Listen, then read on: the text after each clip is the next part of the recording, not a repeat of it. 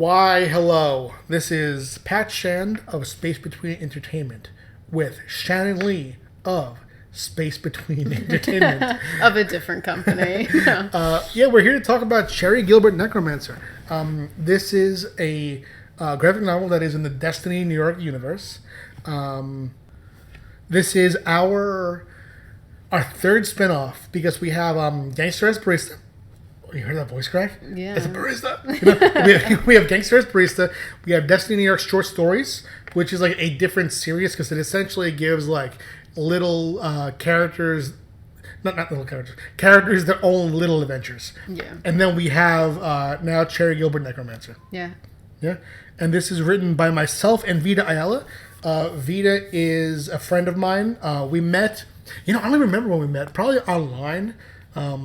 And then had a meeting at San Diego Comic-Con years ago and just worked out how we were going to do this because Vida actually had initially collaborated with me on a Cherry short in Destiny New York Volume 2. Oh, that's right. Yeah. Yeah, It came out really good. Yeah. It came out so fun, and it was, part of the reason why I like to, bring in guest collaborators on the shorts is because I'll talk to them about ideas about where the character's at, and just, especially back then, I would say what happens to the character in that volume and where they're going next volume. And through that, they'll pitch ideas for the short story. And Vida pitched an idea that I wouldn't have thought of, which was showing more of Cherry's home life. Mm-hmm. And we wanted to continue that with a larger story because it was, it was just cool to see. It was a unique story that, it felt like it matched the world of Destiny New York, but brought a different tone.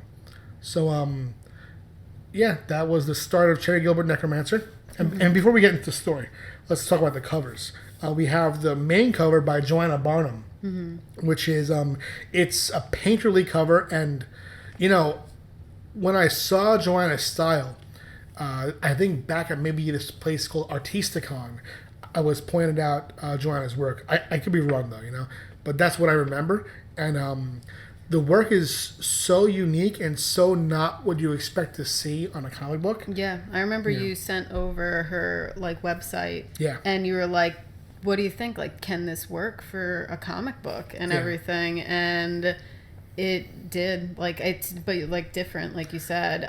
But I love that it's different. I love that it's truly a painterly style on a cover. Yeah, I saw it and I was struck by it being one of the most beautiful covers I've ever seen. Mm. It's stunning. The way that the skulls sort of bleed into the image is it's so intense, and unintentionally, it kind of ties into the cover of Destiny New York Volume 4. Yeah, you're right. You're right. I didn't even think about that. We have a little bit of a skull image. We do, and the same colors too. Peeked in there, yeah. And this spins out of Volume 4, so that's very appropriate. Yeah. It's just so a beautiful. Cool to know that this cover, she has it on a canvas. Yeah, it's a physical. At home, it's a physical cover. Yeah. Yeah, this is beautiful, and even the stripes on Cherry's shirt sort of look like ribs. It continues the bone metaphor. Yeah. Just beautiful. No, it's great. And the back cover is by Lisa Sterl, who actually I remember for the first time I saw a preview for Lisa's work on a book called Long Lost from Scout Comics. Mm-hmm. I saw the preview on Bleeding Cool, and I was so taken. I think that I immediately reached out about a possible collaboration, or I might have just bookmarked it and made plans to, because Lisa ended up drawing the Henley short story that my wife Amy wrote in Destiny New York Volume 2, and now comes back to do this Cherry back cover for this first Cherry book. And then we have the variant cover, which is by Jen St. Ange, who is a longtime collaborator for us. I was a big fan and remain a big fan of Jen for quite a long time. And just working now on so many projects with Jen is it's so fun. Yeah. I love that Meadow's a part of this cover, bringing in another character. And alluding to some stuff that might happen in the book and everything. Oh yeah, this is her first cover, huh?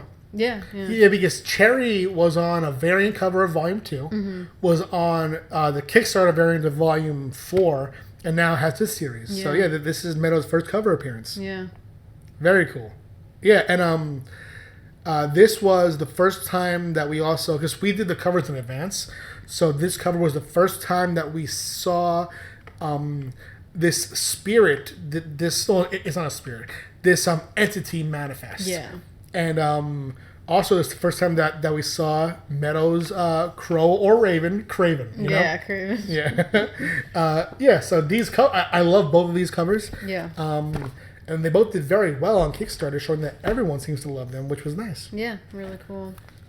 Actually, also, this is my first time collaborating on a full graphic novel that's co-written by someone else for this universe. Yeah, usually we've done the short stories in the back of Destiny with other writers and stuff. But yeah, full book, first time. And yeah, we had a very different process than Amy and I do on Prison Witch. On Prison Witch, it'll begin with a conversation, and then I'll write down what happens on each page. Amy will fill in the dialogue, and then I'll come back and break it into panels and fill in my own dialogue. With Cherry Gilbert, Vita and I would, we'd start with similar phone calls and like outlines back and forth, but then we'd split scenes. Vita would write the first like 5 scenes, and then I'd be like, well, how about we add one scene to the start, and I'll write that, and then I'll continue from where Vita left off, and from there. Yeah. All right, so chapter 1 begins with our first time ever doing something like this, where it was necessary for this. Yeah, because some of our spin-offs we could just kind of jump right into, but Cherry, it's very important what happened to Cherry and Joe in the Destiny series, so we had to do a little previously in Destiny New York page. Right, and it's like this too. I feel like, could someone skip this page and go right in? I think probably Yeah. Yes, but the thing was, I wanted certain nuances to not have to be explained, such as, for example, we have Mary Beth appears here and is referenced. Mary Beth has no role in the book beyond her emotional impact on Cherry from what happens before the book, and she appears in a dream sequence. So I wanted readers to have that basis to understand by just a quick synopsis, Yeah, and showing her relationship with Joe, and that he did pass, and that he was her boyfriend, so that we're jumping into a book that is probably going to have some grief in it. Yeah, it's it was a challenge to keep this book from being too sad, because you want it to be fun too. As dark as these stories can get, you want some level of whimsy and fun. Yeah. And 1, Meadow brings that, but 2, I also wanted I wanted to begin the story about grief in a way where you see Cherry at her lowest, but she's also, she's an engaging character to read. Right, and how she conquers it all at the end and everything. So, it starts, we see Destiny New York, Destiny University, and Joe's little memorial, and Meadow leaving some flowers by it, and how Cherry just walks by it, cutting to the next page, showing how Cherry is caught in a very monotonous cycle of life right now. She's mundane, like just doing the same thing again and again. Her job, school, homework, shower, just the same thing every day. And what I'll add here too is that this was our first collaboration with Matteo Leone, and one thing that he gets that's so rare is he was able to look at Destiny New York and then understand the characters' clothing styles very quickly.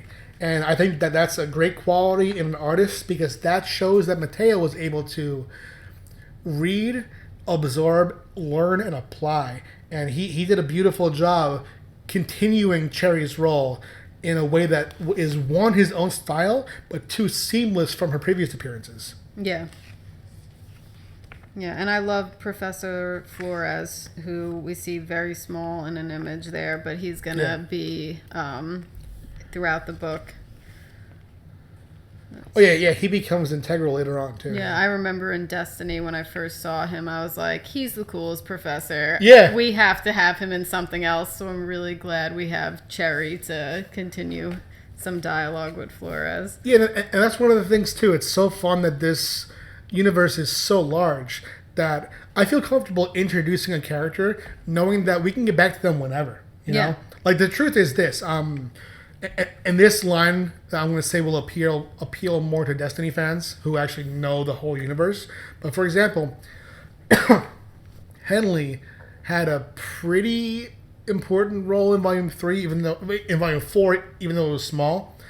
She barely appears, if she appears at all, in Volume 5. Yeah. But she'll appear again, you know? It's just like these characters are all there when we need them, you know? Yeah, and it's, we purposely chose to have Meadow even be Cherry's sidekick throughout this book because Meadow's own destiny that she has to do with death, and Cherry being a necromancer is connected to that world. Yeah. So it was just perfect to pair the two of them together.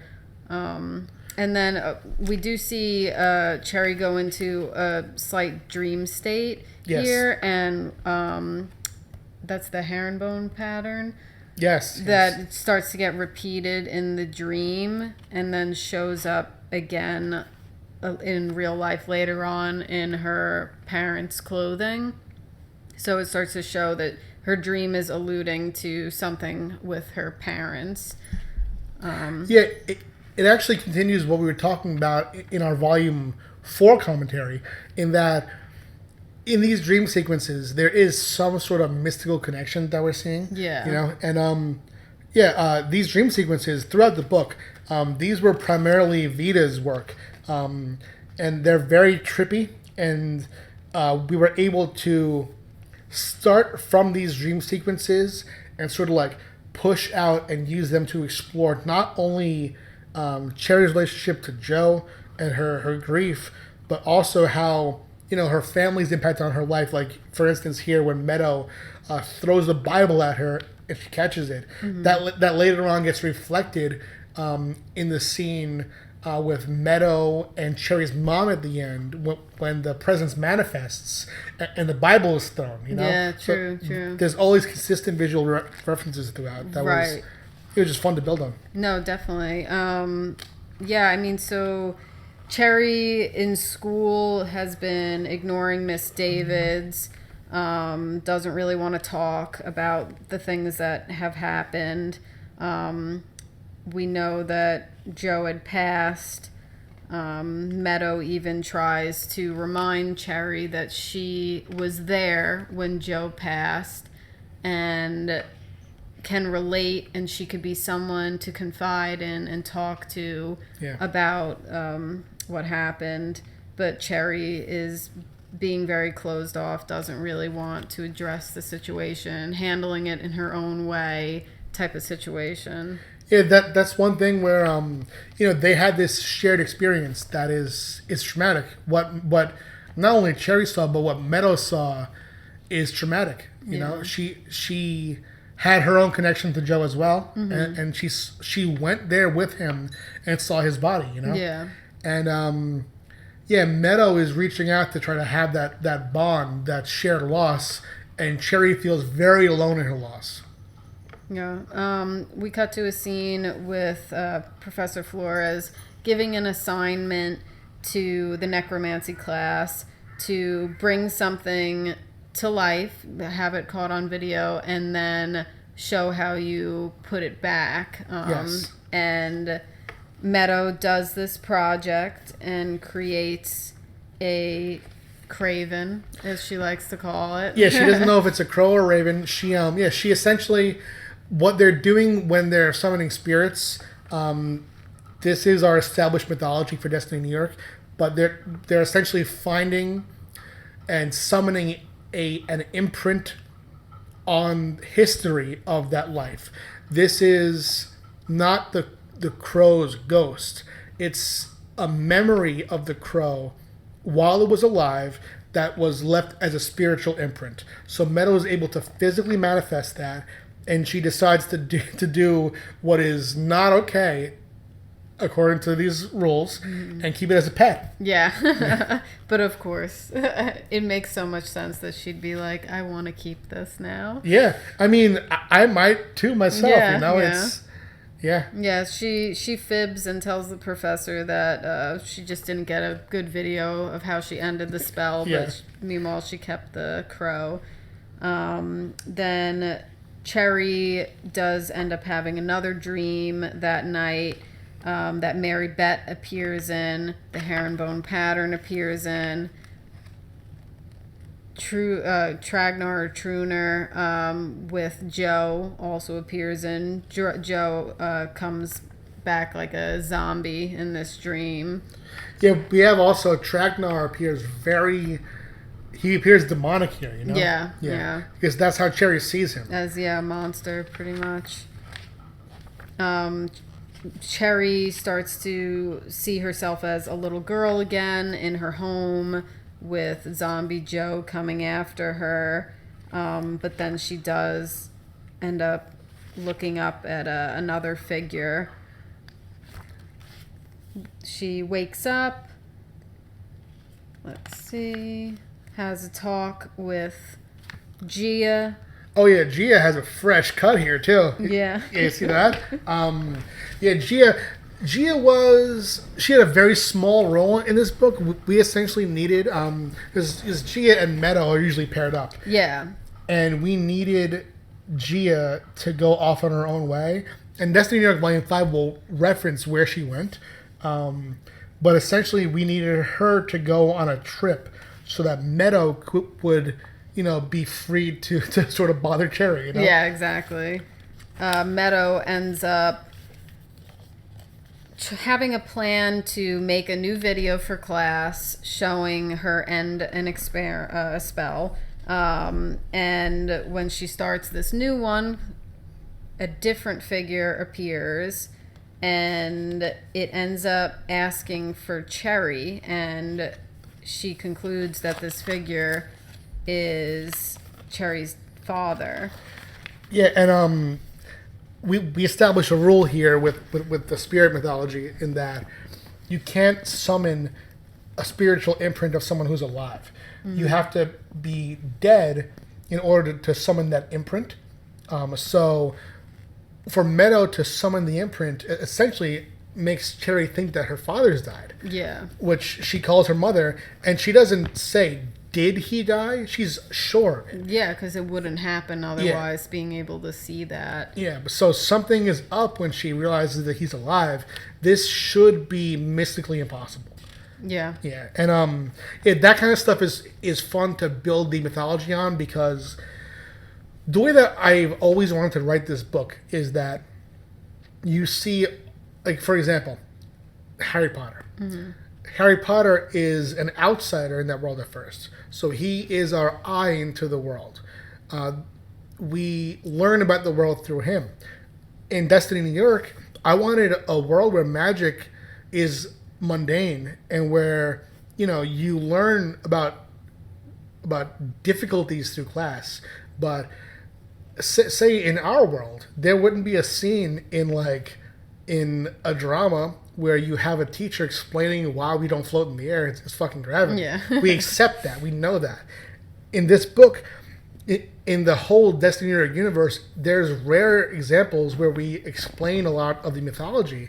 We try to just show it more often, Yeah. Because it's normal to them. So the more that they experience, the more we learn, because there's not a lot of exposition in these books.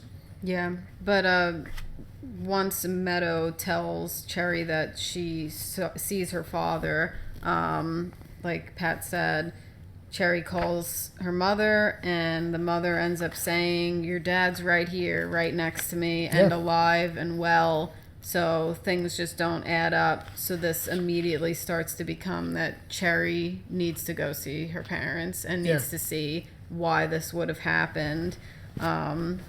In the next chapter called Road Trip. Yeah, and they go on that road trip, which Cherry, she starts that as long as Meadow knows that this isn't going to be a road trip.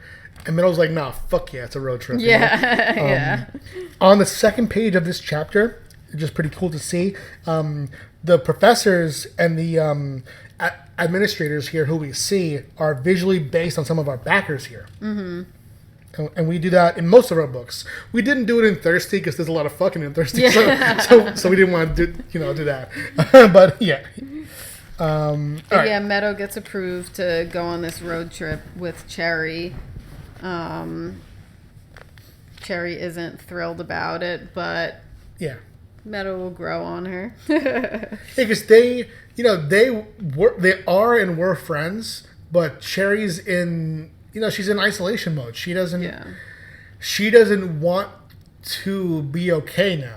Yeah. And that's, that's part of grief that I think personally I haven't seen a lot in stories that I've read and watched, where there's this sort of like, personally anyway, I've felt isolation and grief, that there's not solace in isolation, but there's sort of this like, there's this desire to lean into the grief, Yeah, and seeing people that make you remember what happened in that situation or anything like that could be triggering, which we see in a few pages here that Cherry has flashbacks and memories of what happened the night that Joe passed, and talking to Meadow makes her think of that or lash out at Meadow over certain things. Yeah. I mean, so many things happened in that one night for Cherry that individually would have been traumatic, and for Meadow too. Like, what's not even shown here is that night Meadow was almost choked to death. Yeah. And it's just such a busy night with so much loss that it's hard to process. Yeah. Then Meadow does start to ask more about Cherry's parents, and Cherry starts to explain a little bit of a backstory, which those who know Destiny have probably read a short about Cherry, like we said, that Vita wrote, with Cherry's family being religious and not exactly accepting the fact that she had necromancy abilities and being able to see those who have passed or communicate with those who have passed, being seen kind of as a curse, a sin, anything like that in the religious community. And I think that, what's very interesting to me and what made me excited about Vita's ideas about Cherry's family is that their religion isn't treated as something horrible. I feel like there's there could be a version of the story where, like, there's no love in their religion. There's no love in how they want to protect Cherry, but they're never depicted here as malicious.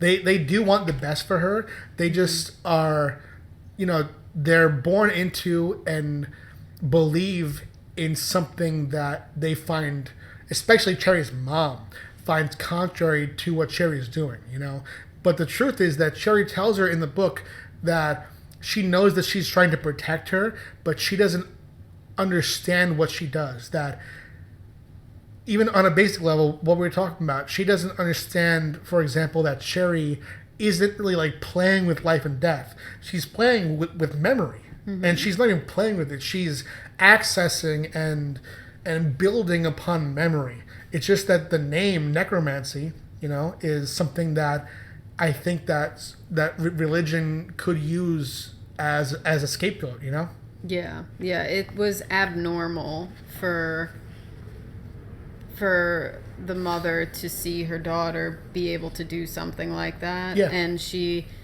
just thought, like, we have to help her. Like, that it seems even like a burden for a young child to grow up talking about that type of stuff. She just saw it as, we have to help her, and they tried a few different ways.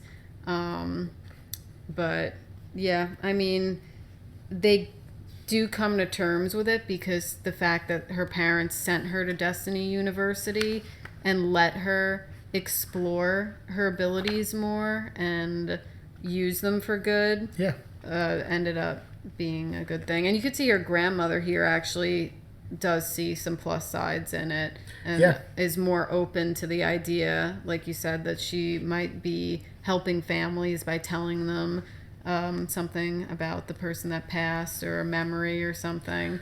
Yeah, and we hint in the story through to a history of a lineage of this kind of, being prone to being a good necromancer too. Right, yeah. And yeah, I think it's very interesting to see the overlap between magic and religion here. And it's something that's going to continue on in Destiny New York too, because we haven't seen, much of that. We haven't seen in the main series a depiction of what different religions think of Destiny University, of magic, of necromancy, that kind of stuff. Mm-hmm. But we'll see a bit more of that overlap next volume, of Volume 5. Mm-hmm. Yeah, so we have Meadow and Cherry arriving at Cherry's parents' house. My favorite part of this is how embarrassed Cherry is about this, and about how Meadow is a bit unapologetic. For example, her bag, which Cherry's mom realizes, says, "Don't touch, nasty." This is just fun stuff to write. Cherry's definitely worried that Meadow's gonna say some inappropriate or out of line things in front of her parents that she's trying to express, or a little bit more tight knit. But yes, she sees her dad is healthy and fine, and actually does take her dad aside. They go shopping together. She tries to ask a few questions. All right, sorry, we have an Uber Eats break. She just pries a little bit, asking her dad how he feels. He says fine. She goes back home and tries to do a little bit of a spell, which her mom kind of peeks into her room and sees her doing. Is definitely disapproving of it, but keeps to herself until later at the dinner table when it comes up. And of course her mom is like, absolutely not allowed in my house, no spells or anything of that nature. And it brings about this blow up, this sort of like they've been repressing their feelings, and it comes out in harsh words. And I've felt this way before. Cherry feels as if there are conversations that she doesn't want to start because they lead to worse conversations. Here being the threat of thinking about Joe, which she doesn't want to do. No, not at all. And one thing that I loved about Vita's scenes here, Vita wrote, if I remember correctly, the dinner table scene in this area, and the first scene when they first get to the house.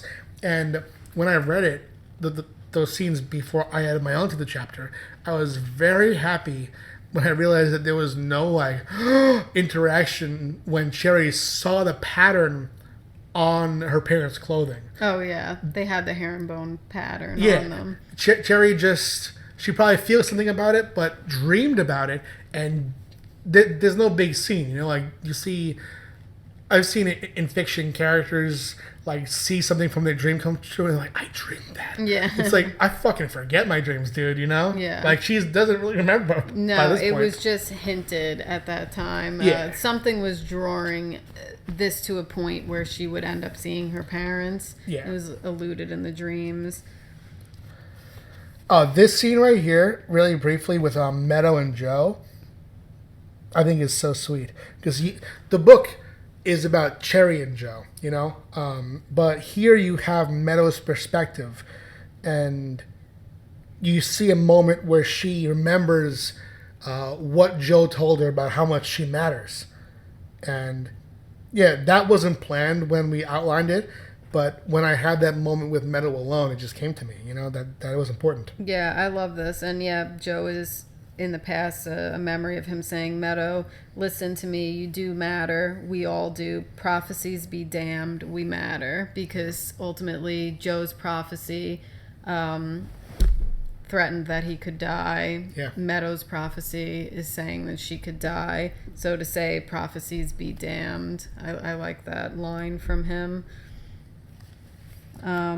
Cherry, later in the night, after the blow up with her mom at the table, after talking to her dad at the grocery store, still gets alone time with the dad, and still wants to do a little bit of a spell, even though he says he feels fine. Even though the mom said no spells in the house, he's down for it, you know? Yeah, he's open to the idea, and she does a little bit of a spell with him to see if there's anything that could be wrong. Yeah, I like him. You know, he's very much like, he's more open. He doesn't feel the same way about the spells as Cherry's mom does. No. Like his reaction here is like, is she asleep? You know? Yeah.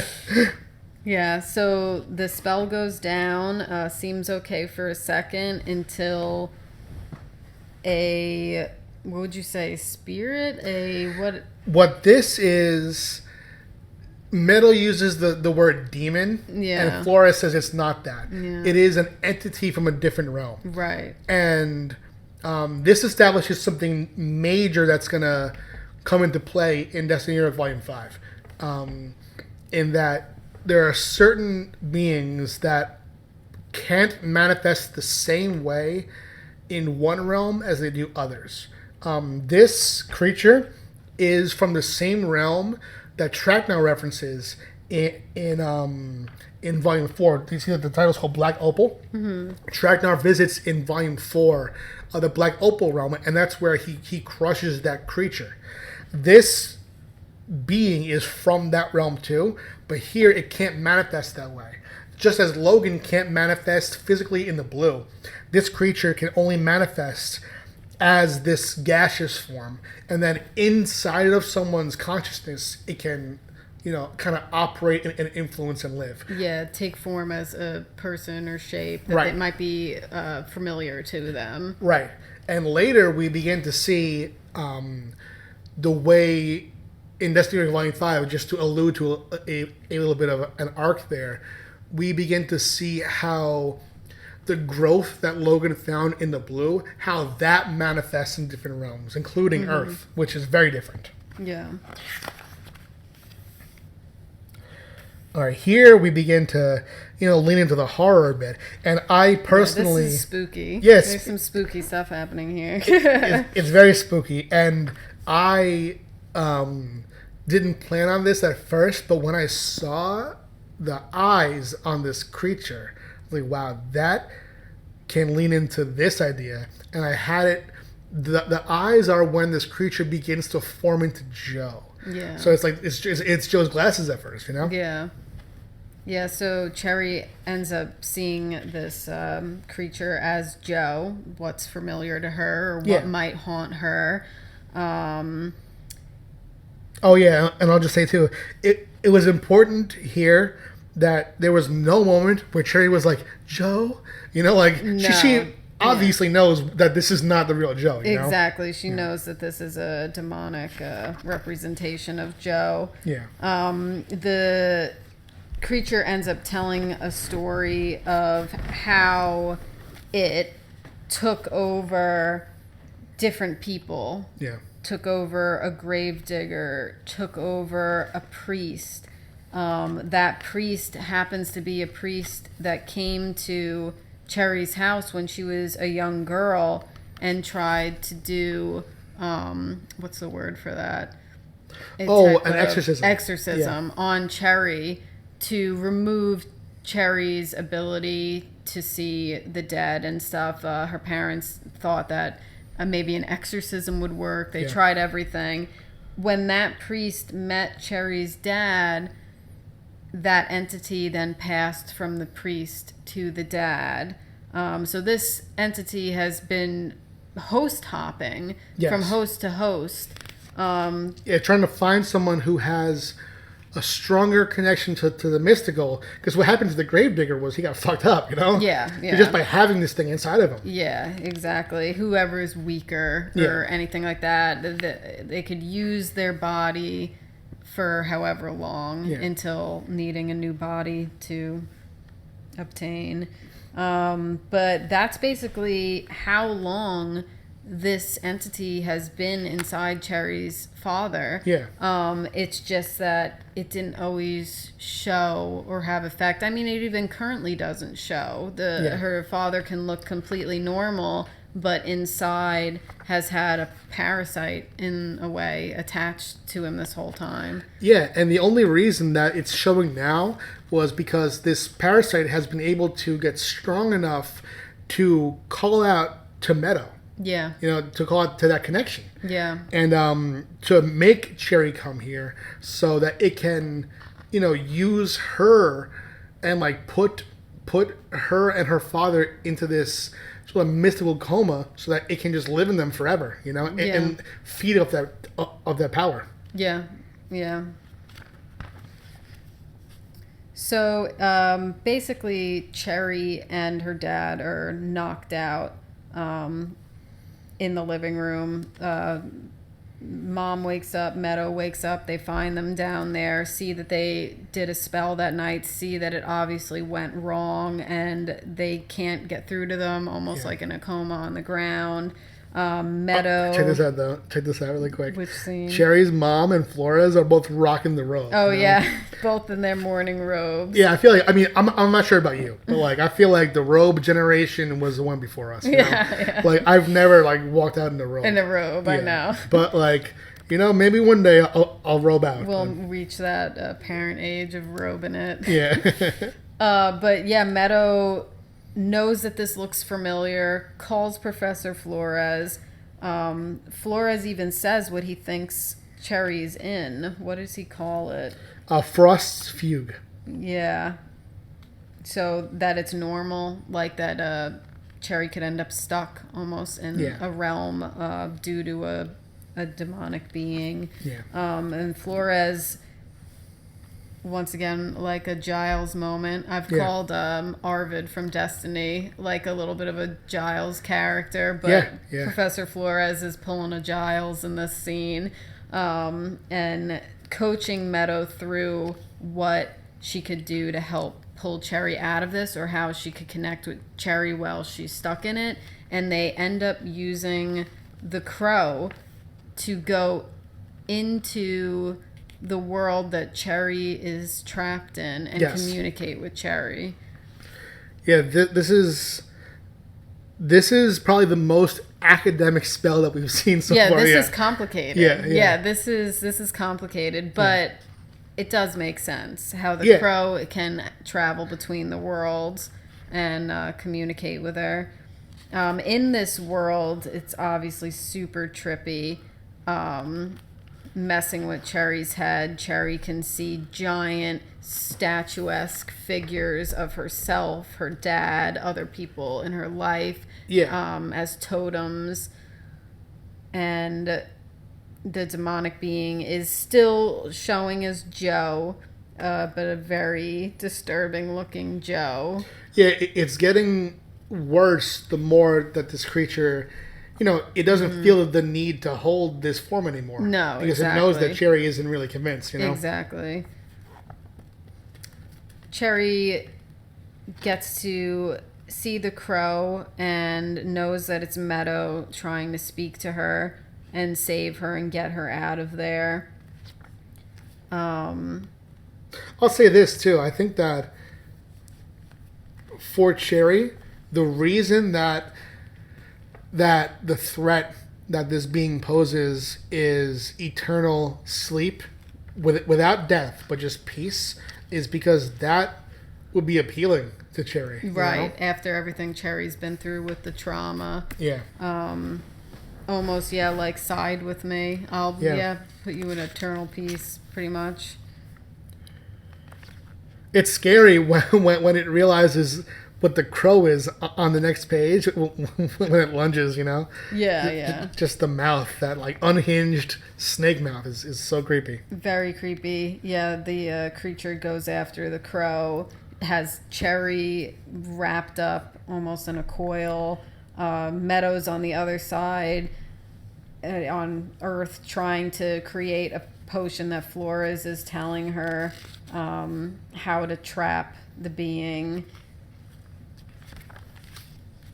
And then they actually want to bring the being into the real world again and try to trap it in the box that she's created, Meadow has created.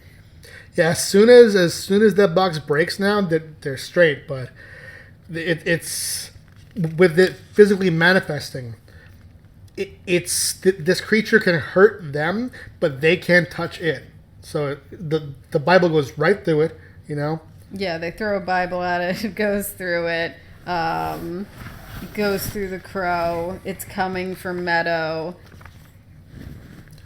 And one of the scariest parts, you know, just because this visual is so creepy to me, is when Meadow looks at it and she sees herself dead.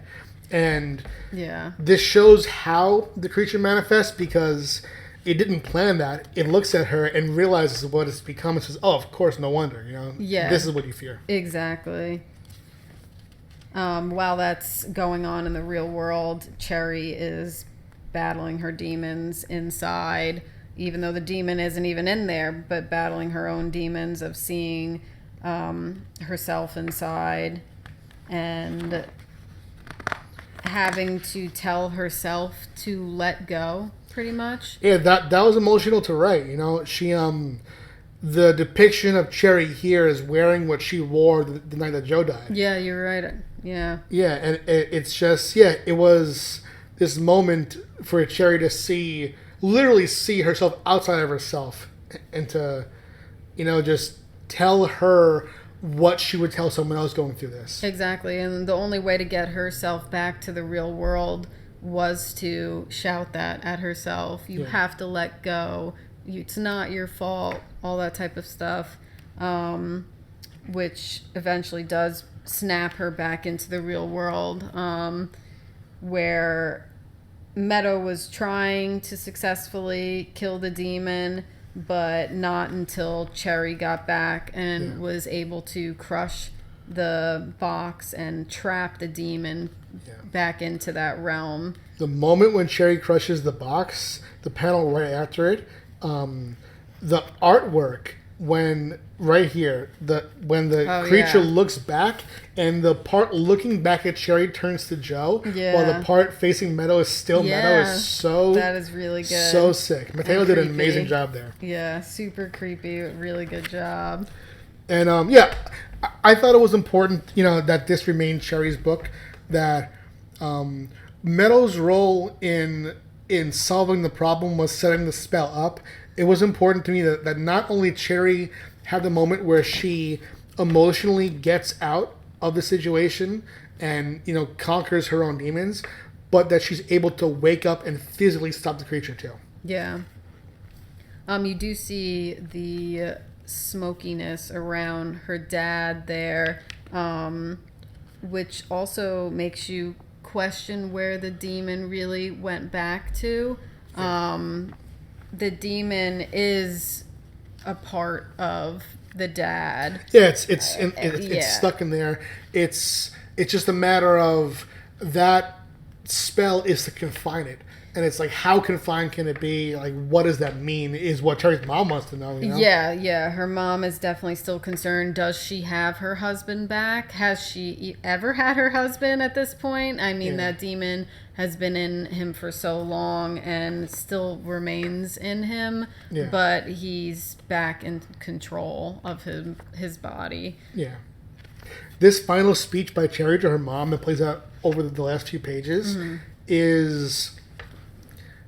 It was so difficult and cathartic to write, because, you know, Cherry hadn't expressed herself about her grief through the whole book. So through the whole book, Vita and I had all this writing about all the ways that Cherry is not expressing herself, and then to finally talk about it was just such a load. I mean, for me as well as Cherry, a big load off. Because the truth is, like, when we talked about this a little bit in Volume 4, but writing characters for a long time and then killing them in the narrative is very difficult, you know? Yeah, and then breaking the other's hearts is difficult. It's different when you spend a long time with the characters, which isn't a thing that comics often allows. So, I mean, for example, my run on Grim Fairy Tales, I had 25 issues, and I felt deep in there, you know? Robin Hood and Charmed, I had similarly long runs. But Destiny New York is the longest thing I built, the most in-depth thing I built. And personal, yeah. And, very personal, and it's just, this book was a way for me to mourn Joe as well, you know? And speaking through Cherry here and just using this narrative as a way to speak about loss was powerful for me. Yeah, and even Meadow then lets go of the Craven, her own little letting go. As opposed to what Cherry just had to let go of. But yeah, I mean, Cherry is leaving her visit with a closer bond to her parents than she came with. Yeah. They understand her and appreciate her more, that she just saved them in a way. That what she goes to school for at Destiny University is serious, and she has learned to hone her skill, and that it could be helpful, basically. It's not a curse, it can be helpful. Yeah, and it ends with her embracing the idea of the loneliness and the bond that Meadow wanted of that grief, you know? Yeah. And that is the main story. We do have a bonus story here, which is our first time ever getting into prose with Destiny New York. Yeah. I've played with it before in smaller aspects. Like, for example, in Volume 1, the first time that we see a splash page of Destiny University, you have a long paragraph of Logan describing it. There's a short story in Volume 2 that begins with a storybook sequence. Yeah, with Katie Cuffle. Yeah. Drew, yeah. And then this is just straight prose, which we're going to be doing more of too. This I approached in a way that was like, what if this book was Volume 2 of Cherry, and I had a story that was set between Destiny 4 and this, where I spoke about Cherry's more immediate feelings of grief, where she cycles through it. It's like a journal entry. It's almost like a journal entry where she gets more into the idea of revenge, where she begins to blame Lilith for what happened. And this was fun because this story takes place before the main story, a little bit during it, and then after a little bit as well, where it kind of contextualizes it in the fuller Destiny New York universe. And we have this beautiful art by Eve May. Yeah, the art's beautiful. I love it. It's just so gorgeous. You know, we see just the Cherry walking through the snow as Joe's image is in the back. Hey, that's actually really interesting, that first image, because the cover of Destiny New York had Tragnar in the sky. That's right. And meanwhile, he ended up killing Joe, and now here Joe is up in the sky. That's a great point. I didn't even notice that. Yeah, that's awesome. Yeah, that's a great point. And you see the next two pieces of art, you see Lilith, and cut out in front of her is the shape of a grave. Oh, I didn't even notice that. That's cool too. And then the next one, Cherry, her cutout is the shape of a cauldron. Yeah, the cauldron. Showing what she blames Lilith for, and then showing how she's going to act on it. Right. And then we see Cherry's silhouette in a leaf. Yeah. And am I remembering this correctly, that Joe's funeral was in the fall. No, that was in the winter still, but that was the snow winter? had cleared, yeah. Okay. The leaf I'm here... remembering something with a leaf. Yeah. Like a fall scene. That is the end of this book, right here. Oh, there we go. Yeah. That's where it tied back in. Yeah, in. it ties in. This is when this short story catches up to the main narrative. There we go. Because the volume 5 then continues that fall. Okay. So yeah, Cherry's story, for those who enjoyed this book, Cherry's arc continues in Destiny Arc Volume 5. Yeah. Yeah, to know more about Cherry, I mean, we have a ton of information about her throughout Destiny. We have our backers list here as our thank yous for everyone who backed the Kickstarter. Yes, thank you very much. Thank you so much. And thank you to Vita for helping co-write the book and think up this story and go more in depth about Cherry's life and grieving and everything like that. Yeah, lovely job, Vita. Matteo Leone drew the book beautifully. Jim Campbell, as always, an amazing letterer. And you, Shannon Lee, of course, always the best editor. Thank you. And you could see more of Mattio's work in Destiny 5. That's right. Now is doing the full interiors for that. Let's go. It's going to be fun. Thank you so much. Yeah, thanks for listening, everyone.